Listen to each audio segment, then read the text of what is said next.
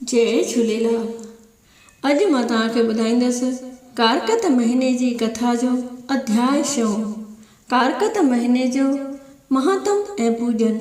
सत्यभामा जे पूर्व जन्म जी कथा। महर्षि नारद चवण लॻो त हे पितामह, हाणे कृपा करे कारकत महीने जो महात्म विधिअ सहित ॿुधायो, जंहिं करे परमात्मा प्रसन्न थिए थो। श्री ब्रह्मा जी चवण लॻो त हे पुत्र नारद, हीअ पापनि जे नाश करण वारी जा कारकत महात्म जी कथा आहे, सा मां चवां थो, तूं कन लाइ ॿुध। हिन पवित्र कथा जे ॿुधण सां हे मनुष्य संसार सागर मां तरी सभिनी बंधननि खां मुक्त थी वेंदो आहे, वरी जनम मरण जे चक्र में न ईंदो आहे। इहो साॻियो सवाल हिकु दफ़े सोनक आदिक ऋषीश्वरनि नैमिषारण्य क्षेत्र में श्री सूत जी महाराज खां पुछियो हो। जहिड़ीअ तरह हुननि जो पाण में संवाद हलियो हो, सो मां सभु तोखे खोले थो ॿुधायां। सोनक आदिक ऋषीश्वर चवण लॻा त हे सूत जी महाराज, साधुनि जो दर्शन तमामु महापवित्र ऐं पापनि जे नाश करण वारो थींदो आहे। जीअं गंगा जी पाप खे, चंद्रमा ताप खे ऐं कल्प वृक्ष दीनता खे नाश करे थो।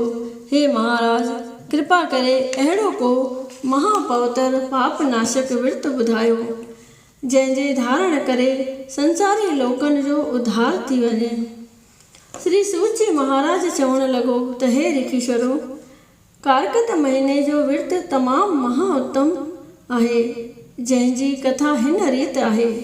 हिकु दफ़े भगवान जी परम प्यारी देवराणी सत्यभामा लक्ष्मीपति कृष्ण खे चवण लॻी त हे प्राणनाथ, तमामु वॾनि भागनि वारी आहियां, जो 16,108 राणियुनि में मां तव्हांखे तमामु ॾाढी प्यारी आहियां।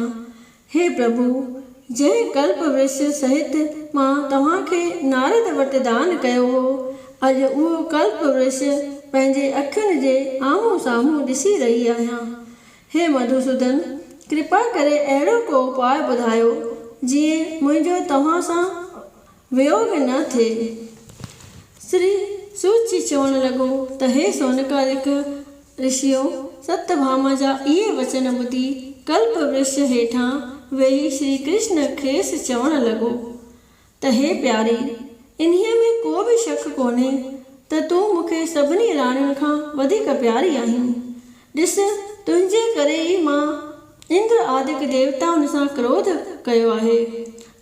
कयो आहे। तंहिं करे अहिड़ी कहिड़ी ॻाल्हि आहे जा मां तोखे ॿुधाए न सघंदुसि। जेकी तुंहिंजे मन में हुजे सो बिना कंहिं संशय जे पुछी ख़ातिरी कर। सत्यभामा चवण लॻी त हे स्वामी, मां अहिड़ो कहिड़ो दान विर्त तपस्या कई आहे, जंहिं करे हिन वक़्तु मां तुंहिंजी स्त्री थी आहियां, गरुड़ ते चढ़ी तव्हां सां गॾु घुमां फिरां थी। तंहिं करे हे प्राणनाथ, सारी ॻाल्हि जीअं जो तीअं खोले ॿुधायो त अॻे जन्म में मां अहिड़ो कहिड़ो पुण्य जा विर्त कयो आहे, जंहिं करे तव्हां आदि पुरुष जी स्त्री थी आहियां। ऐं इहो बि कृपा करे ॿुधायो त अॻे जन्म में मां केरु हुयसि ऐं कंहिंजी धीअ हुयसि। श्री कृष्ण चवण लॻुसि त हे कांता, तूं पंहिंजे अॻिले जन्म जी कथा कन लाइ ॿुध। सतयुग जे शुभ समय में मायापुरी नगर में अत्रि ऋषिअ जे कुल में देव शर्मा नाले हिकिड़ो ब्राह्मण थियो आहे। उहो सदाईं सूरज जी आराधना कंदो हो। उन्हीअ खे घणो वक़्त खां पोइ हिकिड़ी महाशोभनी कन्या उत्पन्न थी, जंहिंजे नालो गुणवती रखियईं।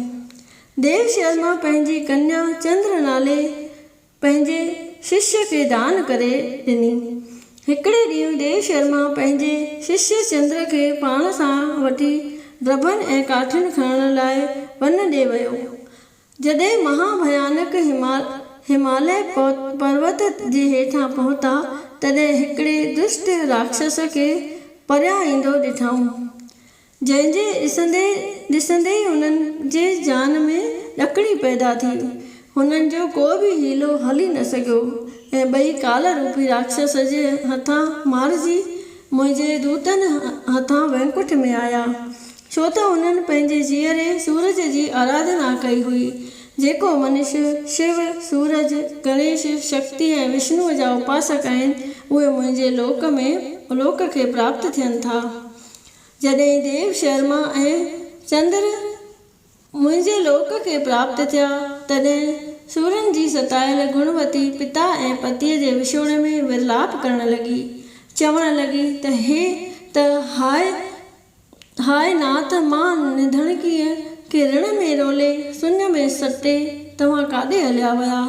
हाणे मुंहिंजो सुख भाग आशा जीवन नष्ट थी वियो। परनि बिना पखीअ जो जियापो कीअं थी सघंदो। हाणे कीअं करियां, काॾे वञां, दुखीअ दिलि जो दर्द किथे ॿियो कंहिंखे ॿुधायां। अबला नारी तो आधारी करे वेनती वारो वारी, सूलीअ चाड़ गुझ में गार, ॾोहारा जो दुखड़ो न ॾेखार, ओड़े मार शीस उतार, कंध मां काती कर तूं पार, जीअरे सार सूलीअ चाड़, ॾोहाग जो दुखड़ो न ॾेखार। अहिड़ीअ तरह वेनती करे गुणवती परमात्मा खे बाझाइण लॻी। घर जा सभई टपड़ टाणी विकिणी पतीअ ऐं पिता जी परलोक जी क्रिया करण लॻी।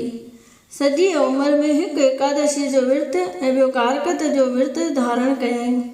हे सतभामा, इहे ॿई विर्त मूंखे ॾाढा प्यारा आहिनि।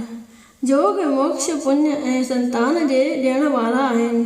कारकत महीने जे तिल संक्रांति में जेको बि महापातकी स्नान कंदो आहे उहो निरसंशय मुक्त थी वेंदो आहे। जेको कारकत जे महापौतर महीने में विष्णुअ जे मंदर में वञी विष्णुअ जी पूजा कनि था, आरती उतारनि था, ॾीओ वारे वास धूप कनि था ऐं सॼी राति जागरतो करे भॻवान जी भक्ति कनि था, उहे वरी जनम मरण जे चक्र में नथा अचनि। हुननि जे लाइ मुक्तिअ जो मार्ग सदाईं खुलियल आहे। कुड़वंती बि तपस्या करे घणी डुबरी थी वई। नेठ हिकिड़े ॾींहुं कारकत जे महापौतर महीने में श्री पापनाशिनी गंगा नदीअ में सनानु कंदे कंदे पंहिंजा प्राण त्यागईं ऐं विष्णु भॻवान जे दूतनि सां विमान में चढ़ी विष्णु लोक में वई। जॾहिं हूअ मुंहिंजे लोक में आई तॾहिं मां देवताउनि सां गॾिजी पृथ्वीअ जे भार लाहिण लाइ हिन लोक में आयुसि। हे भामिनी, यादव जेके आहिनि से मुंहिंजा ई गण आहिनि। तुंहिंजो पिता देव शर्मा सतराजित यादव थियो ऐं तुंहिंजो पति चंद्र शर्मा अक्रूर अची थियो ऐं जा गुणवती हुई सातो सतभामा अची थीअ। कारकत महीने एकादशी जे विर्त रखण करे तूं अची मुंहिंजी प्यारी थीअ। तो मुंहिंजे दर ते तुलसीअ जो बूटो पोखियो हो, तंहिं करे मां बि तुंहिंजे घर भरिसां कल्प वृक्ष जो दरख़त लातो आहे। कारकत में तो ॾीओ दान कयो हो, तंहिं करे तुंहिंजे घर में लक्ष्मीअ जो वासो आहे। जॾहिं तुंहिंजो पति परलोक पधारियो हो तॾहिं तूं मूंखे वेनती कई हुई त हे प्रभु, मूंखे ॾोहाग जो दुखड़ो न ॾेखार। तुंहिंजी उहा वेनती मुंहिंजे दर क़बूल पई, जंहिं करे मां जहिड़ो अजर अमर पति तोखे प्राप्त थियो। तो जेको बि विर्त नियम कया हुआ से सभई मूंखे अर्पण कया हुआ। तंहिं करे हाणे तुंहिंजो मूंखां कॾहिं बि वियोग थी न सघंदो। हे कमल नैनी, जेके पुण्य आत्मा कारकत जे महापौतर महीने जो विर्त रखी उन जो फल मुंहिंजे अर्पण कंदा आहिनि, पक ॼाण त उन्हनि खे अंत समय मुंहिंजे लोक में वासो मिलंदो। पद्म पुराण मां कारकत महात्म सतभामा जे पूर्व जन्म जे कथा नाले 6हों अध्याय संपूर्ण थियो। सभई चओ राधा दामोदर भगवान जी जय, श्री कृष्ण भगवान जी जय, लक्ष्मी नारायण भगवान जी जय।